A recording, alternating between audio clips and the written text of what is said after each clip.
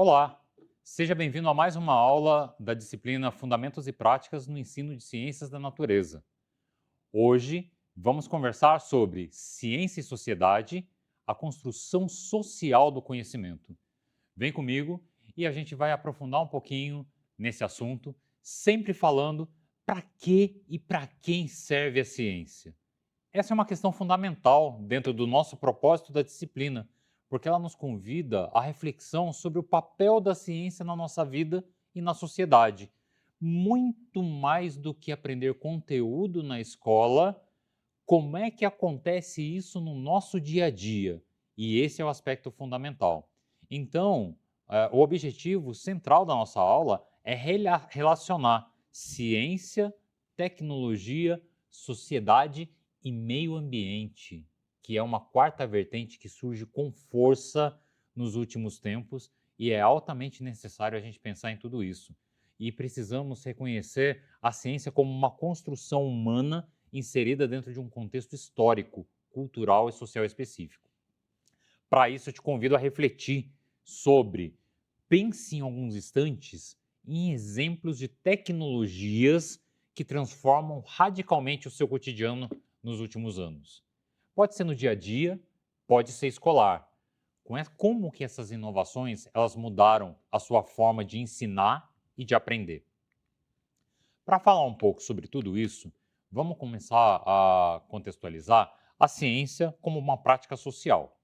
Primeiro, que a gente acabou comentando que a ciência ela é uma construção humana e ela tem um contexto histórico. A ciência ela não é um conjunto neutro de verdade absoluta e isso a gente comentou nas últimas aulas, no nosso último bate-papo, porque ela é produzida por pessoas. Se as pessoas evoluem, se as perspectivas delas mudam, se os valores mudam, muito provavelmente o papel da ciência, algumas formas de observar o experimento, o fenômeno, ele acaba sendo modificado. Dentro desse contexto histórico, cada descoberta reflete um momento histórico em que foi realizado, as tecnologias disponíveis na época, as perguntas que a sociedade se fazia. Então, a própria produção do conhecimento científico ela é influenciada por fatores culturais, econômicos e políticos, que determinam quais pesquisas recebem financiamento e atenção. É claro que quando a gente olha para isso, a gente vai esbarrar nessas quatro dimensões que eu falei no objetivo, que é ciência, tecnologia, sociedade e ambiente. Quando nós pensamos isso no nosso dia a dia, nós vamos encontrar o uso da energia elétrica, que é uma coisa que influencia a nossa comunicação, a transmissão de dados, tudo isso que tem muita formulação, muito desenvolvimento científico. Mas nós podemos pensar também no caso de vacinas, porque elas revolucionaram a saúde pública, elas erradicando doenças, aumentando a expectativa de vida global, entre vários outros benefícios. Pensar em melhoramentos do ponto de vista da agricultura sustentável, a expansão agrícola, né? O melhoramento da pesquisa agronômica faz com que haja um equilíbrio de produtividade, tenha preservação ambiental, tenha uma produtividade maior. Então a gente vai começar a olhar para todos esses aspectos. Isso tudo, isso desde os carros, os celulares que nós temos, a transmissão de TV, como eu falei, as transmissões por satélites, as previsões do tempo, tudo isso envolve ciências. Aqui eu gostaria de, então, chamar a atenção para ciência e tecnologia. Ciência é diferente de tecnologia. O desenvolvimento científico, ele promove evolução tecnológica. Ao mesmo tempo em que o desenvolvimento tecnológico ele promove a evolução científica, mas não necessariamente eles são a mesma coisa, porque uma coisa é observarmos o fenômeno, a outra é qual o uso que podemos fazer dele, e ambos se influenciam mutuamente.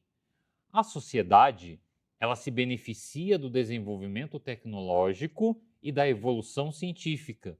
Ela faz uso. A ciência, à medida que ela interage com a sociedade, ela também evolui, a tecnologia também. E hoje, nessa quarta dimensão, não podemos descartar o meio ambiente, porque é preciso recursos naturais, existe todo um impacto que é gerado para desenvolver ciência e tecnologia e fazer com que isso chegue efetivamente para a sociedade. Nesse caso, quando a gente vai pensar um estudo de caso simples para que a gente possa pensar nisso, vamos pensar numa descoberta de 100 anos atrás, do Fleming, do Alexander Fleming, quando ele descobre a penicilina. E ele descobriu de modo acidental, porque ele estava fazendo um experimento e ele descobriu que esse fungo, o penicilino, ele inibia o crescimento bacteriano de outros micro-organismos lá no laboratório dele. Passou 10 anos, 12 anos, ele continuou desenvolvendo, junto com os companheiros, métodos para produzir penicilina em larga escala, impulsionada pela Segunda Guerra Mundial. Porque se ela inibia o crescimento bacteriano, ela era bactericida. Esse é o termo que se tem. Então, e a partir daí, a partir da Segunda Guerra Mundial, começa uma produção em escala industrial para que esse antibiótico salvasse milhões de vidas no mundo todo. Porque antes as pessoas morriam porque não havia um controle desse crescimento bacteriano, que era nocivo. Qual o impacto global para tudo isso? Houve uma transformação da saúde pública, um aumento de expectativa de vida e o desenvolvimento de novos antibióticos. Então, quer dizer, a ciência ela acabou se transformando em tecnologia quando ela passou a servir a vida. Outros exemplos são históricos, como o caso do raio-x, o desenvolvimento primeiro do eletromagnetismo, do espectro eletromagnético, quando a gente pensa quais os comprimentos de ondas nós podemos dividir a radiação solar, e entre elas existe um comprimento de onda chamado raio-x, que ele foi estudado também, inicialmente, de uma maneira acidental pela família Curie, na França, e posteriormente houve um desenvolvimento tecnológico para descobrir para que se utilizava o raio-x. E num primeiro momento descobriu-se que ele era útil para a investigação de fissuras, fosse em tubulações, em qualquer material metálico, fosse em estruturas ósseas formadas por cálcio, como a estrutura humana, né? Os ossos humanos. Mas nota, isso ele não aconteceu de um momento para o outro. Na verdade, isso aconteceu ao longo de bastante tempo e essas tecnologias elas foram sendo melhoradas, aprimoradas, até chegar hoje no nosso dia a dia e ser amplamente distribuída de modo global. Isso tem um impacto global significativo.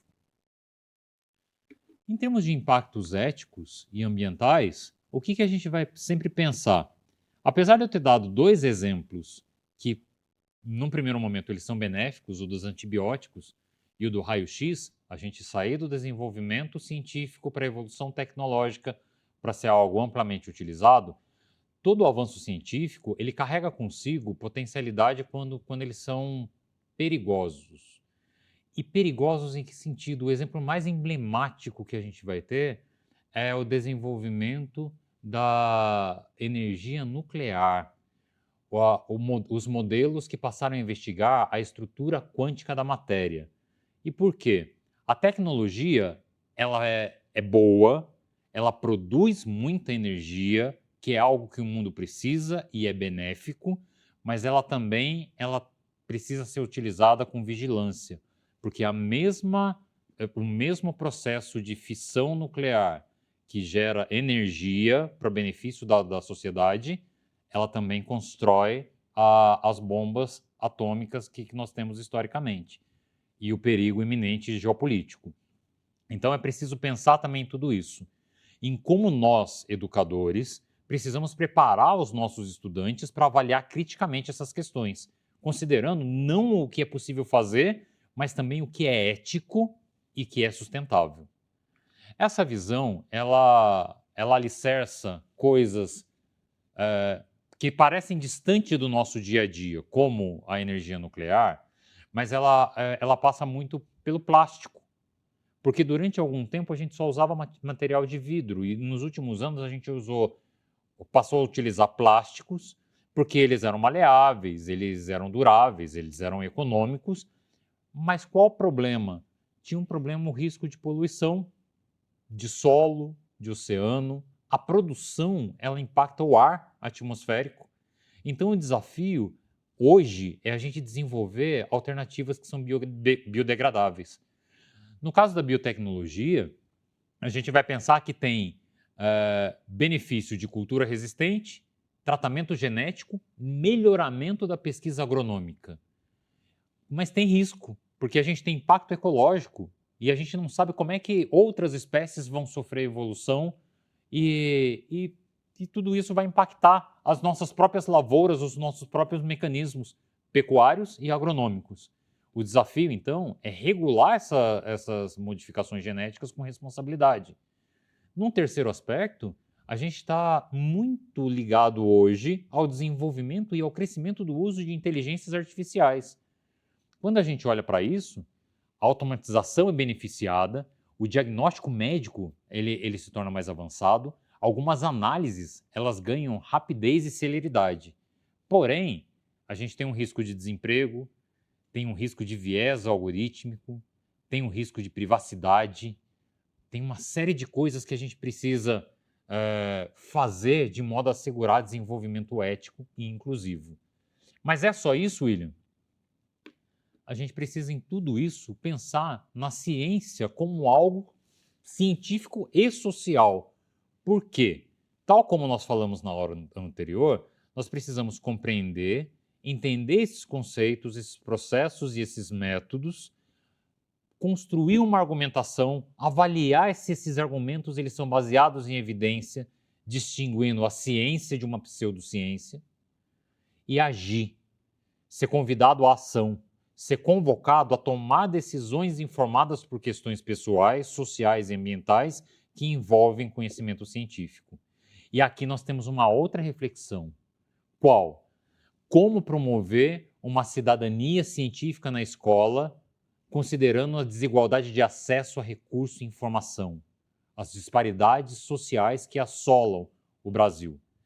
E isso é algo que nós, professores, educadores na área de ciência, precisamos ter em mente e pensar em tudo isso. Qual que é o papel dessa comunicação científica?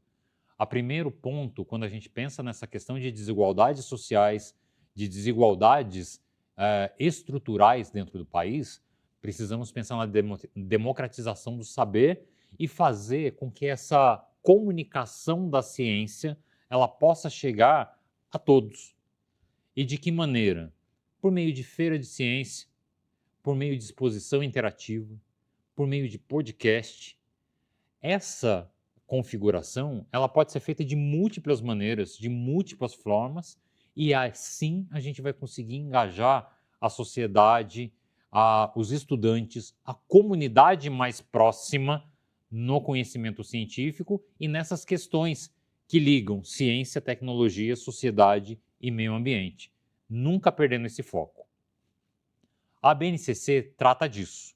Ela trata disso na competência 2, que fala da curiosidade intelectual, onde a gente precisa estimular os estudantes a exercitarem essa curiosidade, a recorrer à abordagem, a não ter medo de perguntar, a promover investigação, reflexão, análise, fazendo perguntas relevantes, criando investigações sistemáticas, criando soluções, estimulando soluções inovadoras. Isso é a competência 2. A competência 3, ela vai me falar sobre argumentação. Quando eu penso em argumentação, eu preciso construir argumentos sólidos, estimular os nossos estudantes a argumentos sólidos, avaliar evidências criticamente e respeitar diferentes expectativas. Equidade. Intencionalidade pedagógica voltada à equidade no ensino de ciências. Isso que é o nosso convite. O currículo paulista e os territórios, de uma maneira ampla, eles valorizam esse contexto local e o currículo em si, ele enfatiza a importância de conectar o ensino concreto a partir de temas locais, de uma ciência que seja mais investigativa, mais significativa e relevante para os estudantes. E isso passa muito por enxergar que cada região, cada localidade que a gente mora, ela tem questões sociais, elas têm questões ambientais, elas têm questões econômicas específicas. E isso precisa ser contextualizado dentro do processo de investigação científica nas escolas. Mais do que isso, a gente pode olhar para a questão de saneamento básico, a gente pode olhar para a arborização urbana, a gente pode pensar na mudança do uso e cobertura do solo, como é que isso vai ocorrer em termos de enchentes, em termos de desbarrancamento, desmoronamento de terra, assoreamento de rios. Como é que isso tudo a gente pode pensar em soluções baseadas na natureza? Será que a gente consegue pensar em jardins permeáveis, jardins de chuva? Será que nós conseguimos pensar em telhados verdes, em sistemas de captação de água? Será que nós conseguimos construir bolsões de captação de água? Como é que pensamos em gerenciamento de resíduos sólidos? Como é que a gente pode transformar tudo isso? Coleta seletiva, tudo isso a gente pode olhar. Mais importante dentro desse processo é contextualizar, conectar esses conceitos a tudo isso que a gente falou, problematizar, propor uma questão que seja desafiadora e que estimule a curiosidade e o pensamento crítico dos estudantes. O que a gente não quer e que de fato muitas vezes não existe, na maioria das vezes não existe, é a resposta pronta.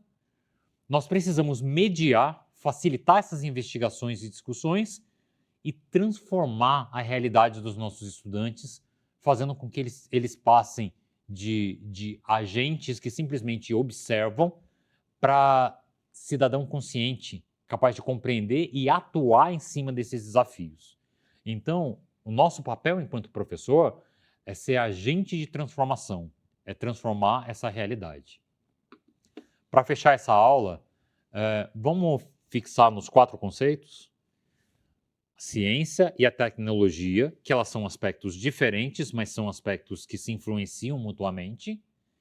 Ambos influenciam e são influenciados pela sociedade. E a gente precisa contextualizar o meio ambiente nesse processo para que os recursos naturais eles não sejam exauridos por conta do desenvolvimento científico, da evolução tecnológica e do uso da sociedade. Fazer ciência é participar da construção de um mundo mais justo e eu te convoco a isso a partir desses nossos encontros. Muito obrigado, um grande abraço. Fica então a nossa relação entre ciência, construção e sociedade, as CTSA que se influenciam, a ciência como letramento científico e cidadania científica, e a gente vai continuar avançando para tudo isso, para que a gente seja um professor transformador, para que a gente seja um contexto local, desafios territoriais sejam observados e conectados à vida dos nossos estudantes. Um grande abraço e até a próxima aula.